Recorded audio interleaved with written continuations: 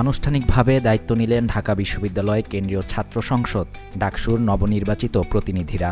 তাদের নিয়ে অনুষ্ঠিত হয়েছে ডাকসুর কার্যনির্বাহী পরিষদের প্রথম সভা। 14 সেপ্টেম্বর রোববার সকালে উপাচার্যের অফিস সংলগ্ন একটি কক্ষে এই সভার আয়োজন করা হয়। গত 9 সেপ্টেম্বর অনুষ্ঠিত নির্বাচনে শীর্ষ 3 পদসহ 28টির 23টি পদে বিজয়ী হয়েছেন ইসলামী ছাত্র শিবির সমর্থিত ঐক্যবদ্ধ শিক্ষার্থী জোট প্যানেলের প্রার্থীরা। নির্বাচিত প্রতিনিধিদের নিয়ে সভায় সভাপতিত্ব করেছেন উপাচার্য অধ্যাপক ডক্টর নিয়াজ আহমেদ খান। এক্সট্রিম মশার কয়েল প্ল্যান্ট ফাইবার দিয়ে তৈরি, ডেঙ্গু চিকুনগুনিয়া বাহি সহ যে কোনো মশার বিরুদ্ধে দেয় এক্সট্রিম সুরক্ষা। এতে উপস্থিত ছিলেন VP Sadiq Kayem, GS SM Farhad, AGS Mohiuddin Khan সহ নির্বাচিত অন্যরা।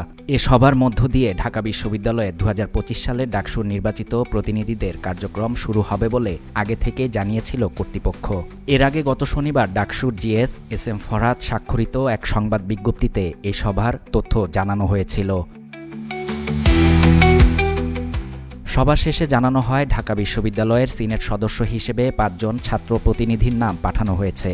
তারা হলেন ডাকসুর VP Sadiq Kayem, GS SM Farhad, AGS Mohiuddin Khan, সদস্যদের মধ্যে সর্বোচ্চ ভোট পাওয়া সাবিকুন নাহার তামান্না ও পরিবহন সম্পাদক আসিফ আবদুল্লাহ। সভা শেষে ভিপি সাদিক কায়েম বলেন, এর মাধ্যমে তাদের আনুষ্ঠানিক কার্যক্রম শুরু হলো। আমরা আমাদের প্রতিশ্রুতি বাস্তবায়ন করব। এ নির্বাচনে কেউ হারেনি, আমরা সবাই মিলেই কাজ করব। শিগগিরই কর্মপরিকল্পনা প্রকাশ করা হবে। আমরা আমাদের সব প্রতিশ্রুতি বাস্তবায়ন করতে চাই।